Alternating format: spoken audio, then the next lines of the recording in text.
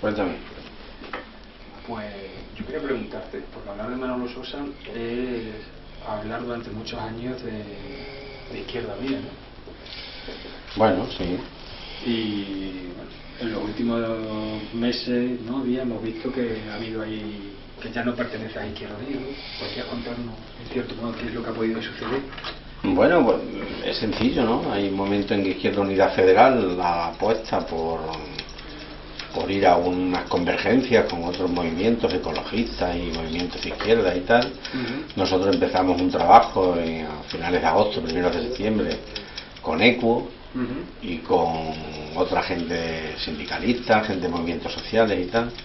Y era, digamos, la apuesta federal, la necesidad de confluir, porque habíamos visto que no era posible desbancar al Partido Popular si no era sumando todo ese voto residual y toda esa abstención y la falta de ilusión de mucha gente. Entonces nos embarcamos en ese proyecto y en ese proyecto pues hemos estado trabajando. Ocurre que la dirección regional pues decide que no, decide que eso hay que cortarlo por una cuestión puramente electoral, porque al ir en una candidatura donde no aparecía la sigla de Izquierda Unida, pues entendía que no se movía el voto municipal para que apoyase el voto autonómico. Y nosotros dijimos que por encima de que el voto municipal moviera el voto autonómico, pues está la idea de cambiar la ciudad, y para cambiar la ciudad si había que prescindir de las siglas, pues se prescindía, porque el objetivo fundamental no era tener representación municipal, el objetivo fundamental era cambiar la vida de la gente de Badajoz, y para cambiar la vida de la gente de Badajoz era fundamental una alianza con otras fuerzas políticas, con movimientos sociales y con gente implicada que está trabajando, pues con gente que realmente tiene necesidades reales, que van más allá de la acción política institucional.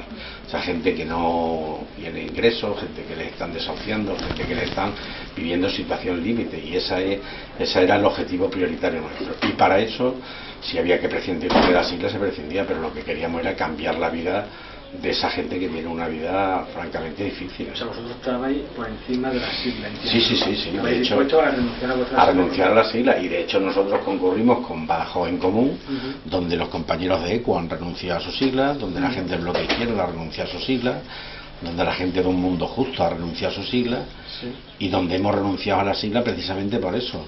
Y por eso se llama Badajoz en Común. Se trata de unir a gente que está preocupada pues por la gente que peor lo está pasando en nuestra ciudad, ¿no? Porque luego estamos viendo estos días que el 70% de los militantes de Izquierda Unida han abandonado Izquierda Unida, ¿no? Bueno, evidentemente, es decir, claro, cuando tú tienes a una parte de la militancia trabajando en estos procesos de convergencia y te dices desde la dirección regional, sin convocar ninguna asamblea ni nada, que de golpe hay una candidatura con un candidato elegido sin saber cómo ni por quién, pues la gente se desilusiona. Pero nosotros decimos una cosa clara: la gente de Izquierda Unida del proyecto de Alberto Garzón está en Badajoz en Común. Aunque nos hayan robado las siglas, la realidad es que la gente comprometida con los de abajo y para los de abajo está en Badajoz en Común. ¿Izquierda Unida se presenta a revertir también? Sí, claro. Ese es el problema fundamental, porque la parte de la militancia Izquierda Unida, digamos que se siente abandonada por la dirección federal cuando ha permitido esta candidatura, ¿no? Pero yo creo que el problema no es Izquierda Unida. Yo creo que lo interesante de esto es el proyecto de Badajoz en Común, un proyecto de confluencia de gente dispersa que no habíamos coincidido hasta ahora, que tenemos un objetivo muy claro, que queremos transformar la ciudad de Badajoz, que creemos que hace falta un compromiso político y social por la izquierda, que hace falta un compromiso ecológico y que hace falta un compromiso solidario, ¿no? Y entonces, por eso las distintas fuerzas políticas, prescindiendo de sus siglas, sumamos en Badajoz en Común y tratamos de converger aquí. Y entiendo entonces que ahora se está hablando mucho del bloque de izquierda. Entiendo que estaréis vosotros dispuestos a formar parte de ese bloque de izquierda. Nosotros estamos totalmente dispuestos a una cosa. En lo que se refiere a la ciudad de Badajoz, creemos que al Partido Popular hay que echarlos así, sin ambigüedad. Es decir, creemos que lo que ha pasado en la Junta de Extremadura es una auténtica barbaridad. O sea, sin tener mayoría absoluta, que sacase adelante todas sus leyes, con la abstención cómplice de quienes han preferido abstener en las políticas, implica una forma torticera de engañar a la población. Y nosotros tenemos muy claro, desde Badajoz en Común, que lo que queremos es transformar la realidad que vive la gente. O sea, queremos transformar a esa gente que es desahuciada, a esa gente que no tiene recursos para llegar a fin de mes, y para eso hay que desmantelar al Partido Popular. O sea, hay 20 años de poder absoluto. El Partido Popular en esta ciudad han generado una trama de intereses, una trama de intereses y una red clientelar de la que sustenta y vive para seguir haciendo las tropelías que están haciendo, que no son otras que atacar a los más desfavorecidos de esta sociedad. Entonces, el primer compromiso de Badajoz en Común es llegar a aunar todos los esfuerzos posibles para desalojar al Partido Popular de la alcaldía. Hay que echarlo. O sea, esta ciudad necesita echar al Partido Popular, y ese es el objetivo que nosotros hemos marcado. Y con esa idea que nos presentamos a estas elecciones. Y bueno, ¿tenéis algún tipo de encuesta a ver, las encuestas se hacen, las que se hacen de verdad, con datos de verdad, no se publican, porque normalmente no favorece a todo el mundo que las hace. De hecho, si te das cuenta, no hay ninguna encuesta que esté publicada donde aparezca la intención directa de voto. O sea, si alguna encuesta publicase esta es la intención directa de voto y esto es la proyección del voto, pues estaríamos ante una encuesta de carácter científico y objetiva. Por lo tanto, las encuestas tienen una finalidad que es mover al electorado. ¿Quién publica encuestas? Los grandes partidos que tratan de mover al electorado hacia sus posiciones. Yo lo que quiero decir es una cosa. Hay muchas veces que la gente quiere votar ganador, ¿vale? Y entonces, bueno, pues votan los grandes partidos y tal. Pero ocurre una cosa, que a veces los restos pueden hacer que el Partido Popular pierda la mayoría absoluta. ¿Qué quiero decir con esto? Imagina por un momento que estemos en una situación donde el 14 son la mayoría absoluta del Ayuntamiento de Badajoz. Imagina por un momento que el Partido Popular está entre 13 y 14, ¿vale? Y que Badajoz en Común está entre 0 y 1. Si Badajoz en Común saca 1, el Partido Popular pierde la mayoría absoluta. Con lo cual a veces no es tan útil votar a los mayoritarios. No quiero decir con esto que nosotros estemos en 0 y 1. Yo palpo en la ciudad que vamos a dar una sorpresa en esta ciudad. Que la gente primero está cansada de las siglas viejas, está cansada de la forma vieja de hacer política. Y creemos que la apuesta nuestra es una apuesta valiente. Y además de ser una apuesta valiente, arriesgada, pero valiente, y yo creo que realmente si somos capaces de decirle a la ciudadanía que apostamos por una cosa distinta, una cosa más colectiva, una cosa más de abajo arriba, una cosa más horizontal, pues yo creo que tendremos apoyo de más ciudadanía de la que se ve. Pero vamos, las encuestas están hechas para generar opinión, no para mostrar una realidad científica. Y bueno, hablando ya de proyectos de ciudad, ¿cuál sería el proyecto de ciudad que tiene Badajoz en Común? A ver, tenemos un proyecto muy amplio que pasa por enlazar todo lo que es la ciudad en distintas áreas sectoriales. Te puedo hablar que entendemos que lo primero es el empleo, que creemos que hay que hacer políticas activas de empleo. Para eso hay una cosa que a lo mejor no es muy, ¿cómo te diría?, muy vistoso decirlo, pero una realidad como un templo. Llevamos 20 años el Partido Popular donde lo que han hecho ha sido asentarse en grandes superficies, ¿vale? Sin embargo, Badajoz es una ciudad tradicionalmente que vive del pequeño comercio y del comercio con Portugal. Resulta que ponemos una gran superficie en la entrada del Portugal, donde me imagino que pocos portugueses vendrán a la barbería, pues se quedan todos a la entrada en el faro, ¿no? Por lo mismo que te puede pasar a ti, le pasa al pequeño comercio de Badajoz. Todas esas grandes superficies están hundiendo el pequeño comercio. Sin embargo, el pequeño comercio es el que realmente hace ciudad. Nos volvemos locos con la modernidad de las grandes superficies, pero las grandes superficies están hundiendo la ciudad porque están hundiendo el pequeño comercio, que es ese comercio que genera barrio, que genera calle y que genera ciudad, que hace que la gente salga en su barrio a comprar el pan, a venir a la barbería, a hacer determinadas cosas y no ir a las grandes superficies. Sin embargo, como nos hemos vuelto locos con esa modernidad, estamos hundiendo ese pequeño comercio. Ese pequeño comercio es el que crea empleo estable y de mucha más calidad que no el empleo basura de las grandes superficies. Pero como nos hemos vuelto locos con esa grandes superficie, estamos hundiendo a esta ciudad. Entonces, lo primero, el empleo. Entonces, habría que crear un plan de empleo, no solo directo, de empleo directo, sino de empleo también a través de acuerdos con los agentes sociales, de cómo generar empleo de calidad. Esa sería, porque el empleo es lo fundamental para acabar con la pobreza. Lo demás es mantener en una situación de riesgo, en una situación difícil, en una situación de estrechez económica, pues claro que hay que apoyar a la gente que está peor. Pero ese apoyo es puntual, momentáneo, mientras esa situación dura. De esa situación no se sale con toda la vida entregando una ayuda social, se sale generando empleo. Por lo tanto, el primer elemento de la ciudad es generar empleo. Y generar empleo, como te he dicho, empleo directo y empleo a través del apoyo al pequeño y mediano comercio. Y por tanto una moratoria de grandes superficies. ya está bien de grandes superficies en esta ciudad y apoyemos a lo que ha sido siempre Badajoz, una ciudad transfronteriza que vivía del comercio con los portugueses y que era un comercio que digo que hacía ciudad. Porque más actividades industriales Badajoz tiene pocas. Badajoz ha sido siempre una ciudad de funcionarios, de militares, de curas y de comercio con Portugal, históricamente, desde el siglo XIX hasta ahora. Por lo tanto, sabiendo que esa es la característica de Badajoz, son los elementos que hay que explotar en Badajoz. Pero eso solo no nos basta. O sea, nosotros tenemos un componente ecológico, un componente fundamental. Hablamos de crear empleo verde y hablamos de la necesidad de recuperar determinadas identidades ecológicas dentro de la ciudad. Hablamos por ejemplo, el otro día desarrollando el programa veíamos la necesidad de que no entendemos por qué hay que pagar a Sevillana y Veruelo estas cantidades de dinero cuando resulta que tenemos en Alemania ciudades como Badajoz con muchas menos horas de sol, tienen todo el alumbrado público a través de energía solar.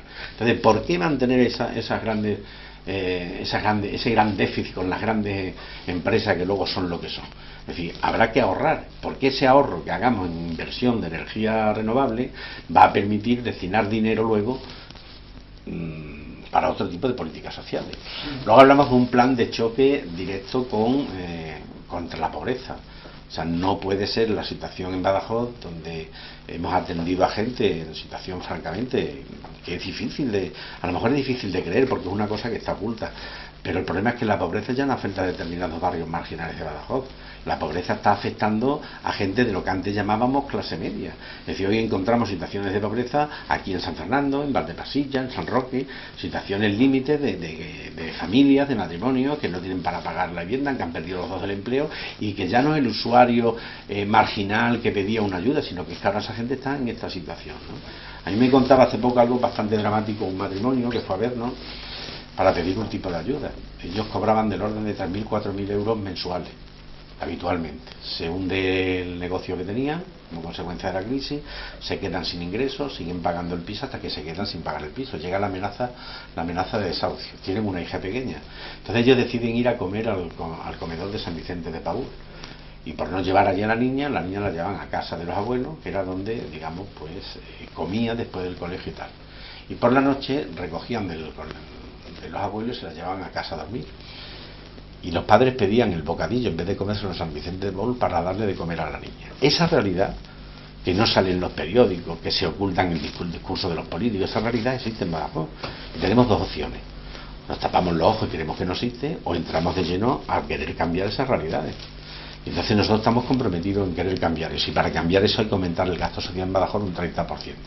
Claro, y me dirá cualquiera, ¿y de dónde sacáis el 30%? Bueno, muy sencillo. Es decir, tenemos un arma impositiva. Es decir, ¿por qué, por ejemplo, lo que te he dicho antes del pequeño comercio? ¿Por qué las grandes superficies no pagan un impuesto, por ejemplo, simplemente de distribución de publicidad? ¿Por qué no? Una tasa. Si ellos ensucian el reparto publicitario, se ensucian las calles, ¿verdad? Pues bueno, como consecuencia de eso vamos a gravar las grandes superficies para que paguen no lo habitual, sino que le vamos a crear una tasa especial a las grandes superficies para recaudar. Y con esa recaudación aplicar el pequeño comercio, que será el que crea empleo y que hará que ese tipo de familia que pasaba esa situación pueda engancharse al empleo y salir de esa situación de pobreza. Entonces, en política está todo inventado.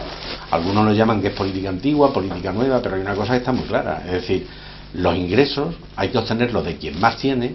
El que no tiene que pagar ingresos, el que tiene poco paga poco y el que tiene mucho tiene que pagar mucho. Y con esa recaudación hay que destinarla a la población y no destinarla pues a las cosas que ha hecho hasta ahora el Partido Popular. Claro, 17 concejales, 12 liberados. Claro, es que no entendemos por qué el alcalde tiene que cobrar 4.000 y pico euros, porque un concejal liberado tiene que cobrar 3.000 y pico, ¿no? Mire usted, nosotros llevamos en el programa una medida muy concreta: ningún concejal liberado superará 3 veces el salario mínimo, que ya está bien. O sea, ni siquiera el alcalde con 2.000 euros está más que pagado. O sea, o queremos hacer de la política una profesión. Claro, yo hablo desde este punto de vista, llevo mucho tiempo en política, pero también ha llegado el momento de decirlo y dejar de ser modesto, sino decir a la ciudadanía realmente lo que hay de verdad. Y lo que hay de verdad es que nosotros no hemos cobrado nunca y que renunciamos a cobrar. Y que si alguien se tiene que dedicar de pleno en la vida política a hacer política es porque tiene un sentido del bien común y porque tiene un sentido de la función social de la política, porque si no es mentira todo. Y si tenemos esa función social de la política, entendemos que con 2.000 euros al mes un alcalde está más que pagar en una ciudad como Badajoz y en un territorio como Extremadura, donde 2.000 euros da para vivir muy dignamente. Vamos, más que ya plantearle eso a la gente que está cobrando 800 y 700 euros, que nosotros todavía le parecerá mucho. Entonces creemos que hay que acabar con las liberaciones de ese tipo. Yo no sé si tú sabes que el Ayuntamiento de Badajoz tiene 600.000 euros que se gasta en puestos de libre designación. Es decir, en hijos de familiares de afiliados al Partido Popular, que son los que designan a dedo, que no necesitan oposición porque son puestos de confianza, y se gasta 600.000 euros. Pues mire usted, esos 600.000 euros tendrá que crearse para crear empleo estable, empleo de calidad y empleo verde y empleo que favorezcan a la ciudad, ¿no? Entonces estos son a grandes rasgos. Llevamos un programa que es fundamentalmente apostar por la democracia participativa, y llevamos un programa estrella. No creo que haya ni una sola fuerza política que presente un programa sobre la educación para la participación, que debe empezar desde la infancia, con consejos sectoriales de niños, con consejos sectoriales de jóvenes, para que aprendan a la participación, porque muchas veces se dice, no, es que la gente no participa en política, no cree en esto. No creen esto porque hemos creado un modelo político que no es real y que no responde a lo que la gente está demandando. Y para que la gente se implique en la ciudadanía hay que enseñarle desde pequeño a participar. Y una vez que tenemos una ciudadanía participativa, pues no pasarán estas cosas de los Bárcenas, bueno, y por no irnos tan lejos, no pasarán estas cosas de doña Cristina Herrera, actual delegada del gobierno, ¿no? Que cuando era concejala de urbanismo se compraba los pisos más baratos que nadie, y ahora como delegada del gobierno me imagino que se va a comprar las fincas más baratas que nadie, ¿no? Entonces, un poquito de dignidad en política hace falta, hablar claro. Esto nos gusta a veces, hablar claro no es algo que la ciudadanía esté acostumbrada, porque decirle las verdades, bueno, pues a veces preferimos refugiarnos en cuentos de hadas, y preferimos refugiarnos en qué guapo es este líder, o preferimos refugiarnos en las siglas de toda la vida y tal. Pero nosotros sí creemos que hay que cambiar esto. Y cambiar esto significa implicarse en la defensa de lo público, implicarse en la defensa del concepto de política. Si me permite, no sé si me estoy extendiendo mucho en las respuestas que me hacen, porque, o sea, yo tengo una cosa muy clara, es decir, la palabra política viene del concepto polis que tenían los griegos, ¿no? La poli era la ciudad, y los griegos, cuando hablaban de la política, era la ciencia que se encargaba de solucionar los problemas de la polis. Se reunían los ciudadanos y hablaban cuáles eran los problemas y cuáles eran las soluciones que iban a dar. Bueno, pues eso es el sentido que hay que recuperar, porque no se ha perdido. Eso se ha perdido. Esa participación ciudadana ya la han comentado aquí algunos candidatos ya. ¿Cómo haría, por ejemplo, que a través de qué medios haría que los candidatos participaran? A ver, la participación es una cosa compleja. O sea, hablar de que vamos a hacer participación y mañana la población entera va a participar es mentira.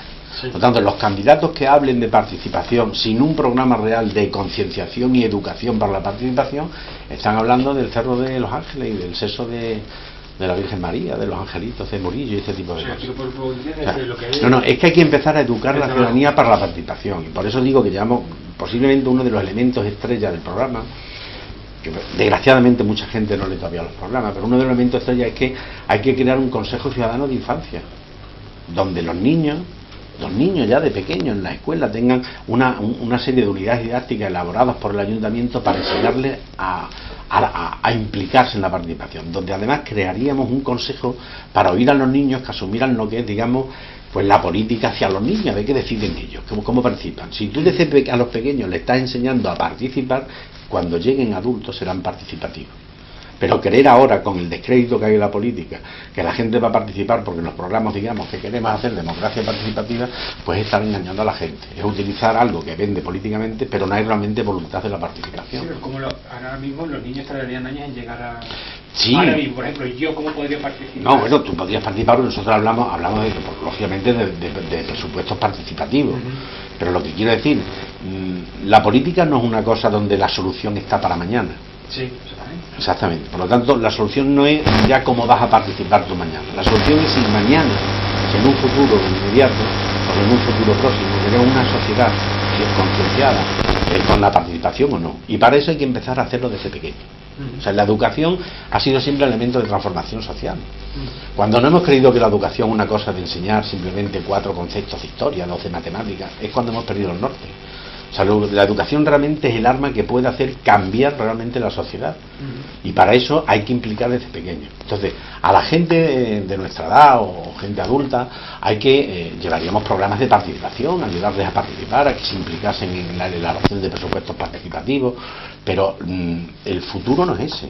El futuro es convencer a esos chavales que están en el instituto o están en la escuela ahora de que la sociedad es lo que ellos quieren que sea. O sea, darle realmente el protagonismo a la ciudadanía. No llamarlos cada 4 años que vengan a votar y le contamos el cuento. O sino hacer una ciudadanía crítica que te tiene que poner la cara colorada muchas veces.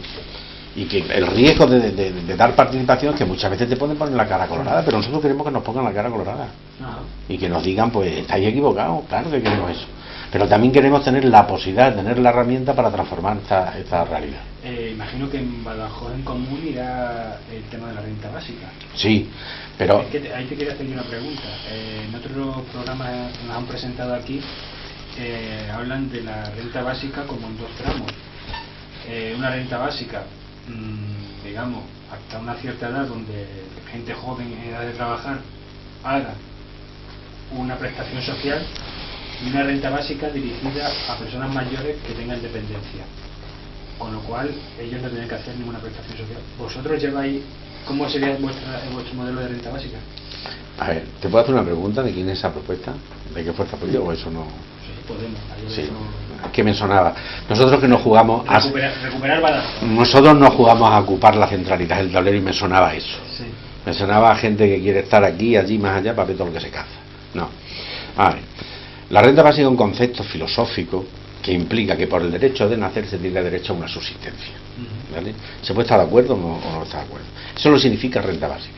De lo que están hablando los demás como renta básica es desgraciadamente lo que Izquierda Unida ha defendido en el Parlamento extremeño, que no es renta básica, es renta de inserción.